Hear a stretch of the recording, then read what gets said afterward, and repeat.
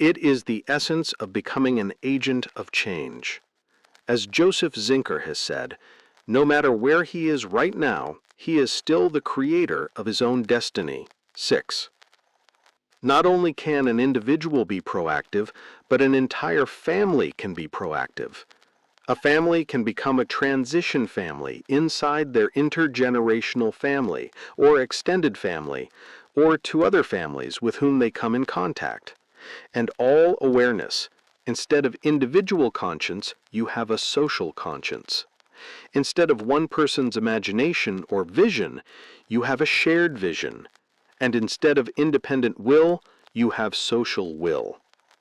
Then all the members of the family are able to say in their own words, "This is what we are like. We are people of conscience and vision, people who act on our awareness of what's happening and what needs to happen." How this transformation takes place and how the proactive muscle is developed and used in a marvelous way is found in Habit 2. Begin with the end in mind. Habit 2. Begin with the end in mind. One young father shared this experience of how his wife was able to be proactive in a challenging situation with their son. "I came home from work the other day and my 3.5-year-old son, Brenton, met me at the door. He was beaming. He said, 'Dad, I am a hard-working man.' I later found out that while my wife had been downstairs, Brenton had emptied a 1.5-gallon jug of water from the fridge, most of it on the floor. My wife's initial reaction had been to yell at him and spank him, but instead she stopped herself and said patiently, 'Brenton, what were you trying to do?' 'I was trying to be a helping man, Mom,' he replied proudly. 'What do you mean?' she asked. 'I washed the dishes for you.' Sure enough, there on the kitchen table were all the dishes he had washed with the water from the water jug. 'Well, honey, why did you use the water from the fridge?' 'I couldn't reach the water in the sink.' 'Oh,' she said. Then she looked around.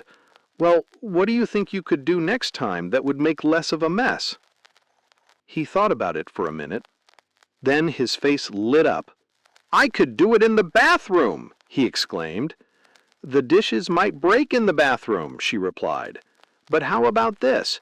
What if you came and got me, and I helped you move a chair in front of the kitchen sink so that you could do the work there?' 'Good idea!' he exclaimed happily. 'Now, what shall we do with this mess?' she asked. 'Well,' he said thoughtfully, 'we could use a lot of paper towels.' So she gave him some paper towels, and she went and got the mop. As she was telling me what had happened, I realized how important it was that my wife had been able to catch herself between stimulus and response. She made a proactive choice, and she was able to do it because she thought about the end in mind. The important thing here is not having a clean floor. It's raising this boy. It took her about 10 minutes to clean up the mess. If she had been reactive, it also would have taken her about 10 minutes, but the difference would have been that Brenton would have met me at the door and said, "Daddy, I am a bad boy." Just think about the difference it made in this family for this woman to act instead of react. This little boy could have come out of this experience feeling guilty, embarrassed, and ashamed. But instead, he felt affirmed, appreciated, loved. His good intentions and his desire to help were nurtured. He learned how to help in better ways. His whole attitude about himself and about helping in his home were positively affected by this interaction. How was this woman able to turn what could have been a very frustrating experience into an actual deposit into this little boy's emotional bank account? As her husband observed, she had clear in her mind what was most important. It wasn't having a clean floor, it was raising that boy. She had a purpose that was bigger than her problem. And in that instant between what happened and her response to it, she was able to connect to that purpose. She acted with the end in mind. Habit 2. Begin with the end in mind. is to create a clear, compelling vision of what you and your family are all about. Going back to the airplane metaphor, habit 2 defines your destination. And having your destination clearly in mind affects every decision along the way. Habit 2 is based on the principle of vision, and vision is powerful. It's the principle that enables prisoners of war to survive. 1 gives successful children the drive to succeed. 2. Research shows it's what's a moving power behind successful individuals and organizations in every walk of life. Vision is greater than baggage, greater than the negative baggage of the past and even the accumulated baggage of the present. Tapping into this sense of vision gives you the power and purpose to rise above the baggage and act based on what really matters most. Now, there are many ways to apply this principle of vision, to begin with the end in mind, in the family culture. You can begin a year, a week, or a day with the end in mind. You can begin a family experience or activity with the end in mind. You can begin a season of dance or piano lessons, or a special family dinner, or the building of a new home, or a search for a family pet with the end in mind. But in this chapter, we're going to focus on the most profound, significant, and far-reaching application of begin with the end in mind. In the family, the creation of a family mission statement. A family mission statement is a combined, unified expression from all family members of what your family is all about, what it is you really want to do and be, and the principles you choose to govern your family life. It's based on the idea that all things are created twice. First comes the idea, or the mental creation, then comes the reality, or the physical creation. It's drafting the blueprint before constructing the building, writing the script before performing the play, creating the flight plan before taking off in the airplane. It's like the carpenter's rule: measure twice, cut once. Can you imagine the consequences of the opposite, of beginning with no end in mind? Suppose you were to go to a construction site and ask the workers there, "What are you building?" "We have no idea," one of them replies. "Well, what does your blueprint show?" you ask. The foreman replies, "We have no blueprint. We feel that if we build with great skill and craftsmanship, in the end, we will have a beautiful building. We must get back to work so we can complete our task. Perhaps then we will be able to determine just what it is we have built." Or, going back to the airplane metaphor, suppose someone were to ask you as a pilot, "Where will you be flying to today?" Would this be your reply? "I really don't know. We have no flight plan. We'll just load the passengers and take the plane up. There are a lot of air currents up there. They blow in different directions on different days. We'll just catch the current that's blowing the hardest and go wherever it takes us. When we get there, we will know where we were headed." In my profession, if I'm working with a particular organization or client, particularly with the top executive cabinet, I often ask all the members to write a one-sentence answer to this question: what is the essential mission or purpose of this organization, and what is its main strategy in accomplishing that purpose? I then have them read these papers out loud to the others, and they are usually shocked at the differences. They cannot believe that everyone sees it so differently, particularly on an issue of such governing importance. And this sometimes happens even when the company mission statement is on the wall in that very room. You might consider trying the same thing in your family. Tonight, just go and ask each member of your family individually, what is the purpose of our family? What is this family about? Ask your spouse, what is the purpose of our marriage? What is its essential reason for being? What are its high priority goals? You may be surprised by the answers you receive. The point is that it's vital to have the entire culture aligned, to head toward a mutually agreed upon destination. It's critical to have everyone in the cockpit knowing that all are heading to the same place, rather than having the pilot thinking they're going to New York and the flight engineer thinking they're going to Chicago.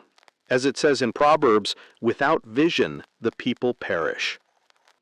The opposite of habit 2 in the family is to have no mental creation, no envisioning of the future, to just let life happen, to be swept along with the flow of society's values and trends without having any sense of vision or purpose. It's simply living out the scripts that have been given to you. In fact, it's really not living at all. It's being lived. Because all things are created twice, if you don't take charge of the first creation, someone or something else will. Creating a family mission statement is taking charge of the first creation. It's deciding what kind of family you really want to be, and identifying the principles that will help you get there. And that decision will give context to every other decision you make. It will become your destination. It will act like a huge, powerful magnet that draws you toward it and helps you stay on track. I hope you'll excuse the long personal reference that follows, but we learned the power of all this not in the reading, observing, teaching, or writing, but in the doing. Please understand that this is a very intimate sharing of our personal and family life. It reflects our own deep values and beliefs. But know that we recognize and honor the principle of respect for all, including those who believe differently. If you were to ask Sandra and me, what has been the most transforming event? It is the creation of our family mission statement. Our first mission statement was created in a sacred marriage ceremony some 41 years ago. Our second mission statement was developed in stages over a period of 15 years and several children. Through the years, these mission statements have created the common sense of destination and manner of travel that has represented the social will, the culture in the family. And either directly or indirectly, consciously or unconsciously, almost everything else in our family has grown out of it. On the day we were married, immediately after the ceremony, Sandra and I went to a park called Memory Grove. We sat together and talked about what that ceremony meant and how we were going to try to live our lives by it. We talked about the two families we had come from. We discussed what we wanted to continue to do in our own newly formed family and what things we wanted to do differently. We also reaffirmed that our marriage was much more than a contractual relationship, it was a covenant relationship. And our commitment to each other was total, complete, and for always. We also recognized that our covenant was not only with each other, it was also with God. And we determined that we would be able to love each other more if we loved Him first. So we made the decision to put principles ahead of each other and ahead of our family. And we feel that one decision, more than any other single factor, has given us the strength to apologize, to forgive, to be kind, and to keep coming back to the flight path time and time again.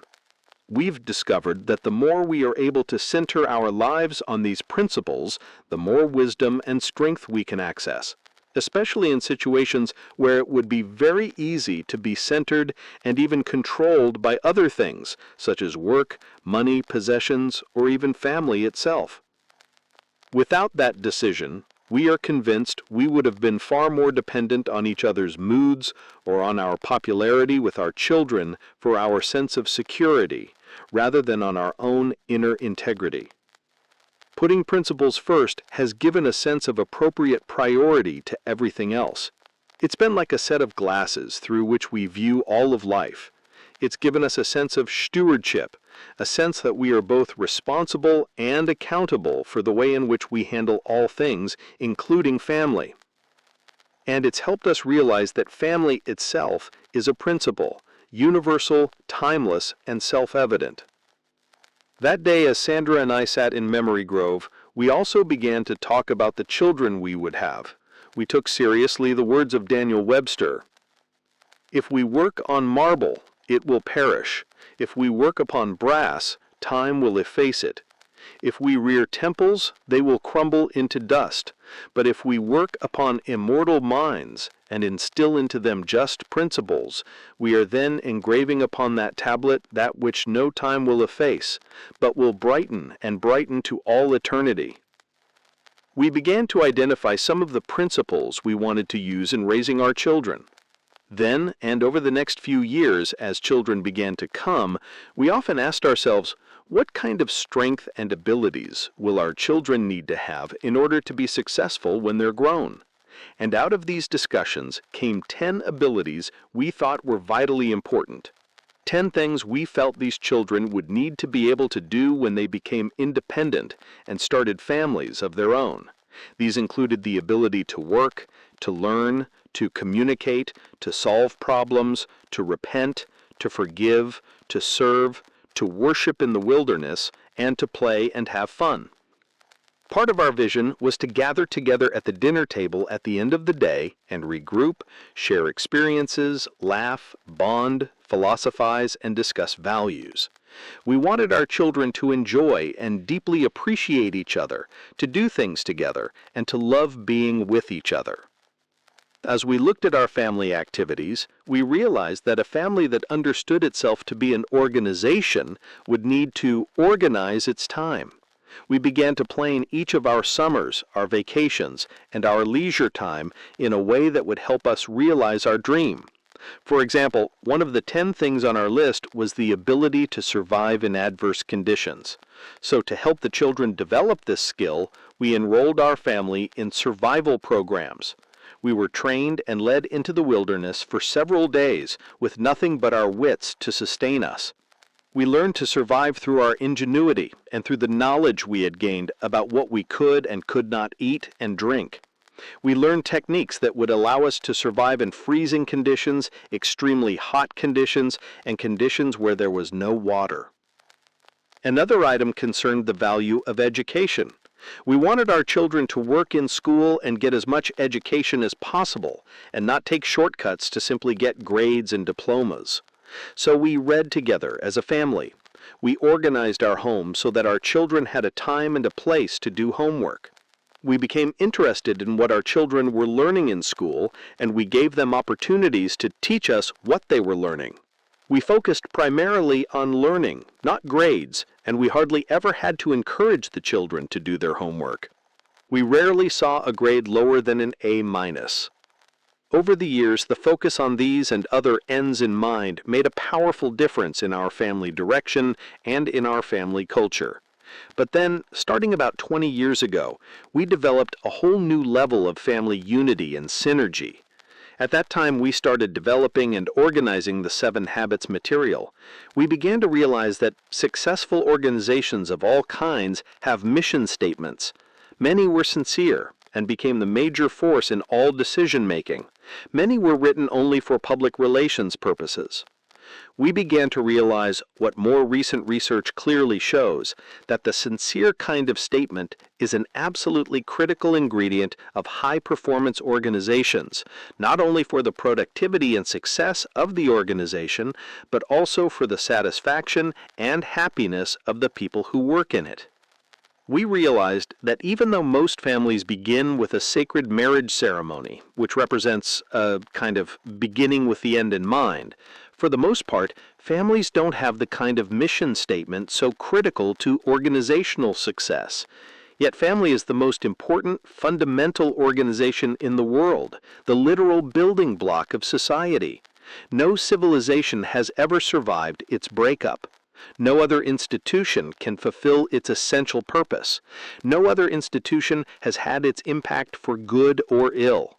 Nevertheless, in most families, members do not have a deep sense of shared vision around its essential meaning and purpose. They have not paid the price to develop a shared vision and value system, which is the essence of the character and culture of the family.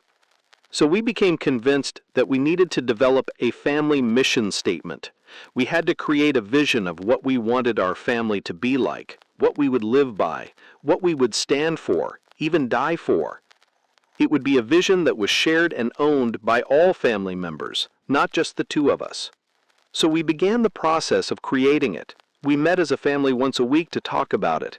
We had different fun activities for the children that helped them tap into their 4 human gifts and get their ideas out on the table. We brainstormed together. Between family meetings, we privately pondered these things.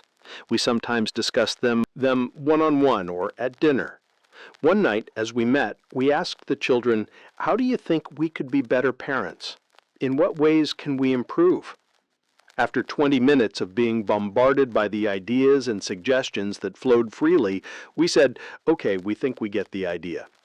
Gradually, we began to address a whole range of deeper issues.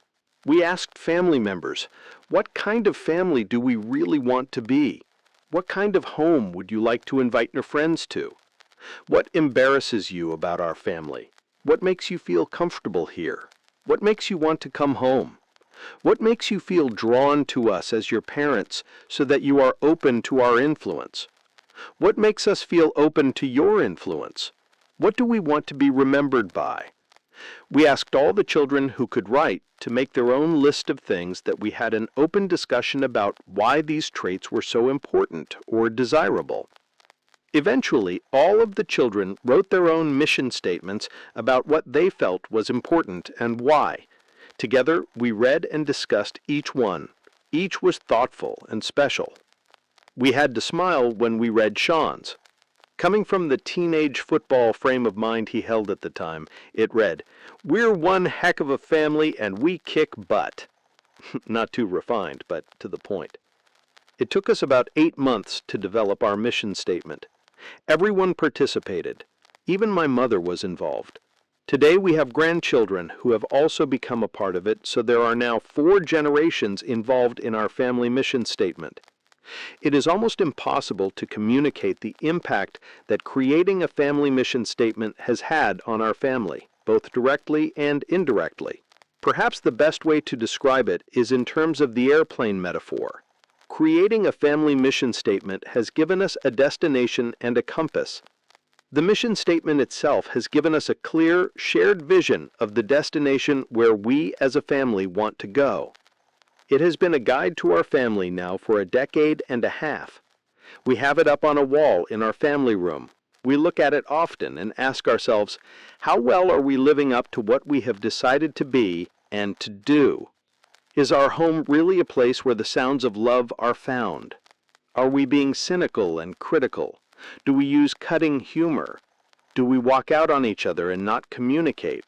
Are we giving back or only taking? As we compare our actions to this statement, we get feedback that tells us when we're off course. In fact, it is this statement, this sense of destination, that makes feedback meaningful. Without it, feedback becomes confusing and counterproductive. There's no way to tell if it's relevant. There's nothing to measure it against. But a clear sense of shared vision and values enables us to evaluate feedback and use it to make continual course corrections so that we can eventually arrive at our destination. Our sense of destination also allows us to better understand our present situation and to realize that the ends and means are inseparable. In other words, the destination and the manner of traveling are interwoven. When the destination possible to imagine any separation between that destination and the manner of traveling to get there. In reality, the ends and the means, the destination and the journey are the same. Certainly our family is not free from problems, but much of the time, at least, family members really do feel that our home is a place of faith, order, truth, love, happiness, and relaxation. We try to act in ways that are responsibly independent and effectively interdependent. We attempt to serve worthy purposes in society, and we're grateful to see these things manifest in the lives of our married children, who now have families of their own and have developed their own mission statements. The process of creating our mission statement has also enabled us to turn our 4 unique human gifts into a compass to help keep us on track. We had been aware of some of the principles we wanted to live by, principles such as those mentioned in the emotional bank account deposits in Habit 1. But as we came together and talked about them as a family, we reached a whole new level of understanding and commitment to live by them. As we interacted, self-awareness became family awareness, our ability to see ourselves as a family. Conscience became conscience the unity of the shared moral nature of everyone in the family, and the clarity that came from discussing these things together. Imagination became creative synergy as we hammered out the issues and came to something everyone could agree on. And independent will became interdependent will, or social will, as we all worked together to make it happen. This was one of the most exciting things that developed out of our family mission statement work. The creation of this social will, this sense of we. This is our decision, our determination. This is what we have decided we are going to be and to do. It represented the collective awareness, the collective conscience, and the collective imagination that came together synergistically to produce this collective commitment, this collective promise or expression of collective will. Nothing is more bonding and more binding than for everybody to be involved in the process of synergistic interaction and communication until this social will is fashioned and formed. When you create a social will, you produce something that is much more synergistic than just a collection of individual wills, and this gives an entirely new dimension to the concept of synergy. Synergy is producing not just a third alternative solution, but a third alternative spirit, the spirit of the family. In our family, by combining our unique human gifts in this way, we were able to create a family compass that helped us determine our direction. That compass serves as an inner guidance system to help us keep our destination clear and move continually toward it. It also enables us to interpret feedback and helps us keep coming back to the flight path time and time again. Our own family experience, plus my experience with thousands of families worldwide, has led to the development of a simple 3-step process any family can go through to create a family mission statement. The goal here is to get everyone's feelings and ideas out on the table. And depending on your situation, you may choose any one of a variety of ways to do this. If your family is just you and your spouse at this point, you may want to go a few hours. Enjoy some time just relaxing and being together. When the atmosphere is right, you may want to try to envision together what you want your relationship to be 10, 25, or 50 years down the road. You may want to seek inspiration by reflecting on the words spoken as part of your marriage ceremony. If you can't remember them, you could make it a point to listen when you attend the weddings of relatives and friends. You may hear words such as these: cleave unto each other and none else. Observe all the laws, covenants, and obligations pertaining to the holy state of matrimony. Love, honor, and cherish each other as long as you both shall live. Be blessed with joy in your posterity. Have a long life of happiness together. If words such as these resonate in your heart, they can become the basis for a powerful mission statement. Or you might find other words to inspire you. In our marriage, Sandra and I have found great inspiration in the Quaker proverb, "Thee lift me, and I'll lift thee, and we will ascend together." You might also discuss together questions such as these. What kind of marriage partners do we want to be? How do we want to treat each other? How do we want to resolve our differences? How do we want to handle our finances? What kind of parents do we want to be? What principles do we want to teach our children to help them prepare for adulthood and to lead responsible, caring lives? How do we help develop the potential talent of each child? What kind of discipline do we want to use with our children? What roles, earning, financial management, housekeeping, and so on, will each of us have? How can we best relate to each other's families? What traditions do we bring with us from the families in which we were raised? What traditions do we want to keep and create? What intergenerational traits or tendencies are we happy or unhappy with, and how do we make changes? How do we want to give back? Whatever method you use, remember that the process is as important as the product. Take the time together. Build the emotional bank account. Interact deeply on the issues. Make sure that the final product represents all that is in both of your minds and hearts. One woman said this: When I met my husband 20 years ago, we were both very frightened of relationships because we had both been burned in marriages before. But one of the things that really impressed me about Chuck from the beginning is that he had actually listed everything he wanted in a marriage relationship and put it on his refrigerator door. So every female who tromped through his apartment had the option of saying, "Yeah, this is what I want," or "No, that's not what I want." He was really clear and upfront about it.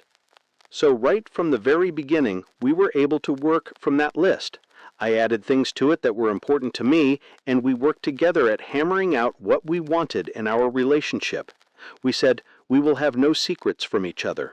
We will hold no resentments. We will be totally upfront with each other about our needs, and so on. And going through this has made a tremendous difference in our marriage.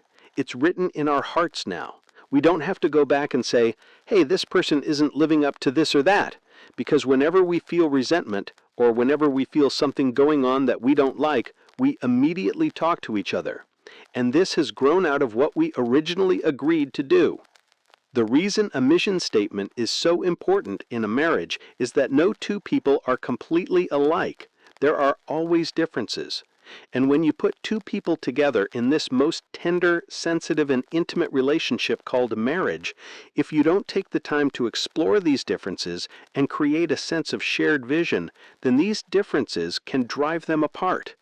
Consider two people we'll call Sally and Paul. Paul comes from a very supportive family.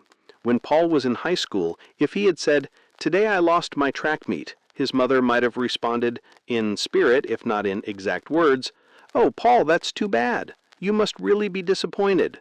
We're proud of the effort. We love you." If he had said, "Mom, I just won the student body election," his mother might have replied, "Oh, Paul, I'm so happy for you. We love you. We're proud of you." Paul's success or failure made no difference. His parents were unconditionally affectionate and caring. Sally, on the other hand, comes from a family that is not supportive.